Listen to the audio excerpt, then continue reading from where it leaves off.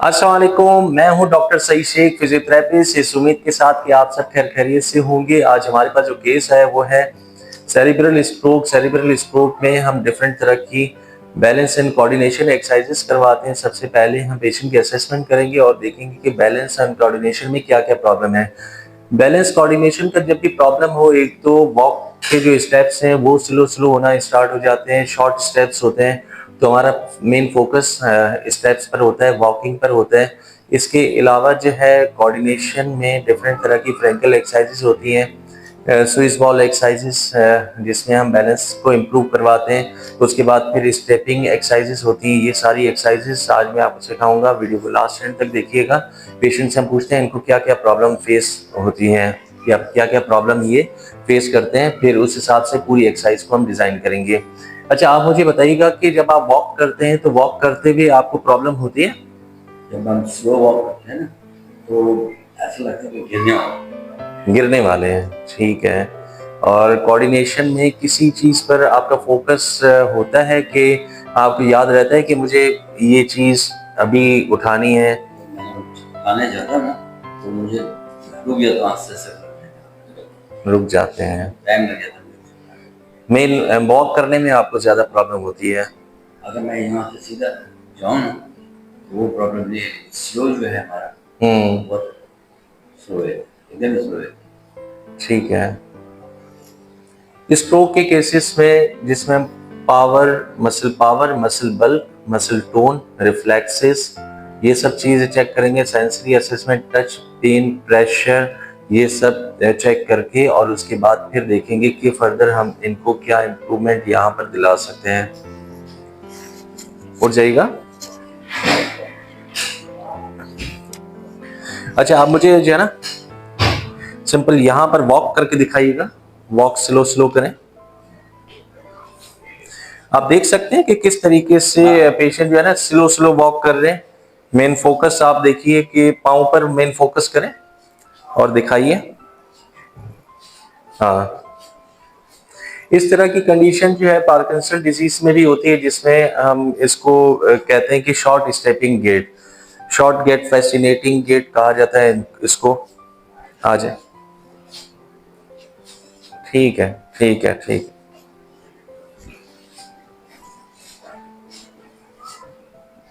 अच्छा, जब भी इस तरह की कंडीशन हो पहले हम सिंपल वॉक करवा कर देखेंगे और उसके बाद फिर साइड वॉकिंग।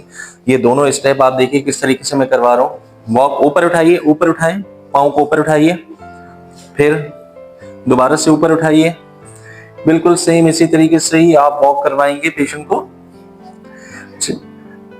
आप अगर चाहे तो फिर जो है वो चौक के पूरे स्टेप्स बनाकर और फिर भी कर सकते हैं। आप स्टेप्स बनाइए चौक के और पेशेंट से कहिएगा कि चौक पर अपने स्टेप को रखते जाएं, अपने पाँव को रखते जाएं। इससे भी स्टेप की लेंथ इनकी काफी अच्छी होगी।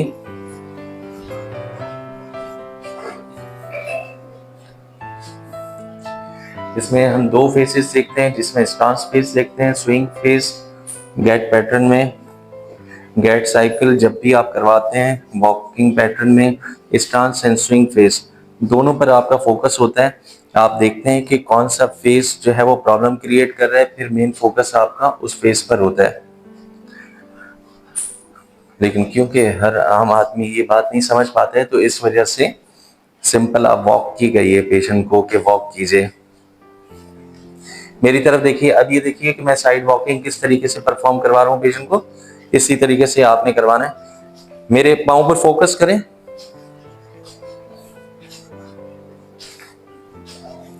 बहुत ही अच्छे तरीके से परफॉर्म कर रहे हैं। आप देख सकते हैं कि साइड वॉकिंग किस तरीके से बहुत ही शानदार तरीके से परफॉर्म कर रहे हैं patient. Excellent, excellent. Balance and coordination का ज्यादातर प्रॉब्लम आजकल आ रहे हैं मेरे पास, इसीलिए मैंने सोचा कि आप लोगों से वीडियो शेयर की जाए। कहीं पर किसी को बैलेंस प्रॉब्लम हो, आपके क्लिनिक में पेशेंट आए हैं जो फिजियोथेरेपिस्ट हो, तो आप इस तरीके से कंप्लीट एक्सरसाइजेस करवाकर पेशेंट को इम्प्रूव कर सकते हैं। इनके गैट पैटर्न अच्छे तरीके से इम्प्रूव आप कर सकते हैं, कोऑर्डिनेशन इम्प्रूव कर सकते हैं। इस तरीके से आप साइड वॉकिंग करवाएंगे। साइड वॉकिंग करवाने के बाद फिर आप पेशेंट से कहेंगे कि सिटअप्स करें। इधर बैठ जाइएगा। सिटअप्स करने के लिए आप चेयर पर खुद बैठ सकते हैं, और अगर आप इजी है तो फिर आप खड़े रहें और पेशेंट के दोनों हाथ देखिए मैं किस तरीके से पकड़ रहा हूँ। इस तरीके से अपने हाथों में हाथ लेकर आप पेशेंट से कहेंगे कि अपने वजन पर खुद उठें, मेरे हाथ पर वजन डालें और शाबाश खुद उठें, फिर वापस बैठ जाइए। इस तरह की कंडीशन आपको खुद असेस करनी पड़ती है। अगर पेशेंट के फुट जो है वो ग्राउंड से कांटेक्ट में नहीं है तो फिर आपको पाँव के ऊपर अपना पाँव रख कर और फिर जो है वो उठाना पड़ता है। और अगर नहीं तो फिर क्योंकि मैंने देखा कि इनका ग्राउंड कंट्रोल अच्छा है, इस वजह से मैं इस तरीके से एक्सरसाइज करवा रहा हूँ। आप बैठकर भी करवा सकते हैं, बेड सेटिंग पोजीशन में बता देता हूँ आपको। इस तरीके से सिटिंग पोजीशन में भी आप करवा सकते हैं। आप दोनों हाथ अपने पेशेंट को देंगे और कहेंगे कि आप ऊपर उठें, फिर वापस बैठ जाइए, दोबारा से उठ जाइए। ऑप्शन सारे हैं आपके पास, जिसमें आप कंफर्टेबल हो उस तरीके से ही आप ये सारी एक्सरसाइजेस परफॉर्म करवाइए। ठीक है। अब मैं पेशेंट से कहूंगा कि अपना एक फुट इधर रखें। सबसे पहले देखें, एक मिनट आप रुक जाइए। आप पेशेंट को डेमो खुद से देंगे और बताएंगे कि किस तरीके से उनको एक्सरसाइज करनी है। एक पाँव रखेंगे आप, दूसरे पाँव को रखेंगे, फिर एक पाँव नीचे उतारेंगे, फिर दूसरा पाँव नीचे। समझ गया? इस तरीके से कीजिए। पेशेंट को आप सपोर्ट देंगे क्योंकि बैलेंस अच्छा नहीं है, इस वजह से सपोर्ट देकर फिर वापस नीचे उतरिए। कोशिश कीजिए पूरा पाँव रखें, पूरा पाँव सेंटर में रखकर फिर पेशेंट से उठवाएं। इस तरीके से अगर किनारे पर पेशेंट पाँव रखेगा तो गिरने के चांसेस ज्यादा होते हैं, रिस्क ऑफ फॉल ज्यादा होता है। फिर नीचे रखिए पाँव को, बहुत जबरदस्त। अप्रिशिएट करते जाएं साथ साथ। पेशेंट को आप अप्रिशिएट नहीं करेंगे तो पेशेंट आपकी बात नहीं सुनेगा, इसलिए अप्रिशिएट करना बहुत जरूरी होता है। हम बचपन में पढ़ते थे तो उसमें क्या होता था कि मिस के पास कॉपी लेकर जाते थे। मिस अगर स्टार बनाकर देती थी तो हम बड़ी खुशी खुशी आकर घर में दिखाते थे पेरेंट्स को कि ये देखें मामा, आज मुझे स्टार मिला है। इसी तरीके से आपको पेशेंट को अप्रिशिएट करना है। अप्रिशिएट करने से एक तो पेशेंट खुश होते हैं, दूसरा ये कि आपकी अप्रिसिएशन से मालूम होता है कि वो बिल्कुल करेक्ट पोजीशन में कर रहे हैं। बहुत ज़बरदस्त। इस तरीके से आप ये स्टेपिंग एक्सरसाइज करवाएंगे। बैठ जाइए। मैं इस बॉल को, इसको हम कहते हैं स्विस बॉल, इसको हम कहते हैं स्विस बॉल। स्विस बॉल मैंने सामने रखूंगा, पेशेंट से कहूंगा कि किक मारें। आप किक मारिए, देखें यहाँ पर, हाँ शाबाश, ठीक है। दोबारा से, और बहुत ज़बरदस्त, हाँ।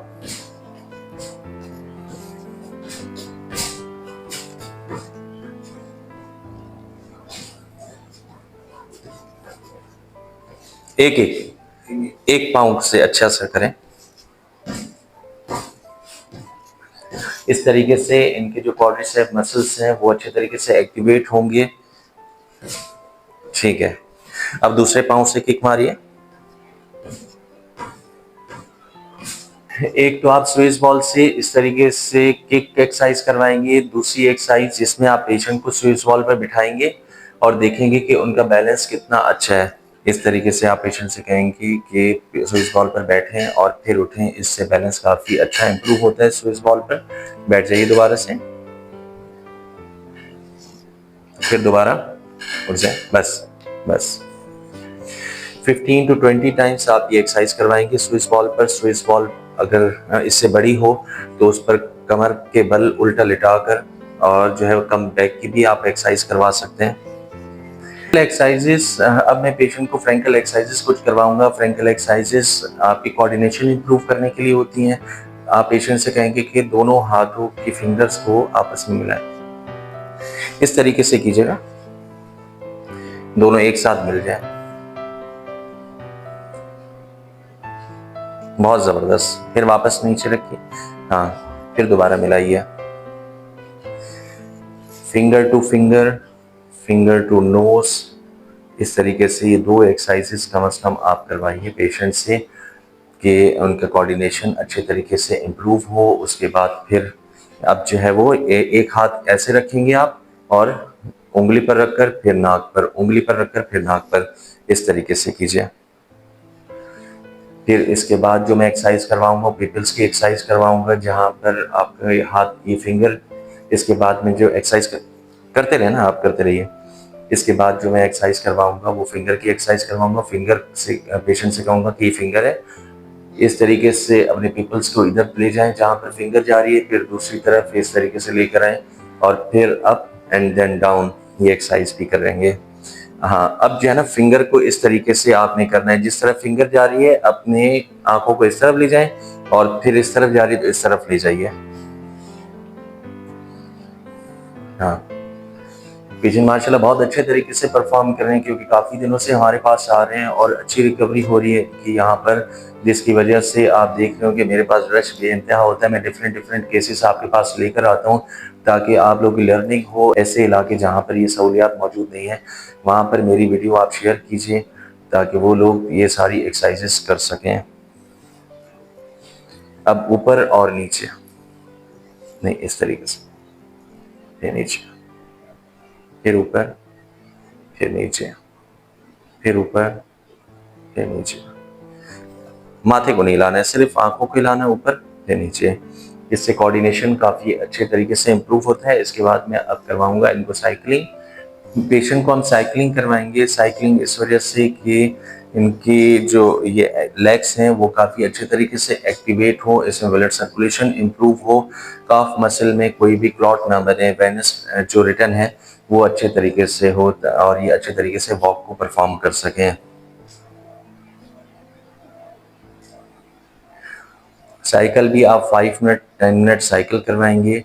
उसके बाद फिर मैं नेक्स्ट डे जो एक्सरसाइज करवाऊंगा वो आपसे शेयर करूंगा। आ जाइए।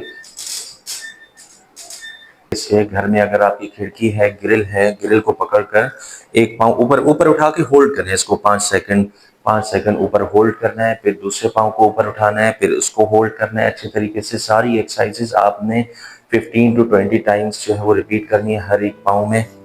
इससे काफ़ी अच्छे रिजल्ट आपको मिलेंगे। जिनको बैलेंस एंड कोऑर्डिनेशन प्रॉब्लम है, जिनको सेरिब्रल स्ट्रोक है और जिनको पार्किंसन डिजीज है, तीनों कंडीशन में आप ये एक्सरसाइजेस करवा सकते हैं। इससे बहुत अच्छे रिजल्ट मिलेंगे आपको। अब आप आ जाएं, बैठ जाइए। आपने ये डे 1 की सारी एक्सरसाइजेस देखी और उम्मीद करता हूँ कि आपको ये सारी एक्सरसाइजेस अच्छी लगी होंगी। मेरे चैनल को लाइक करें, शेयर करें, सब्सक्राइब करें। अल्लाह हाफिज़।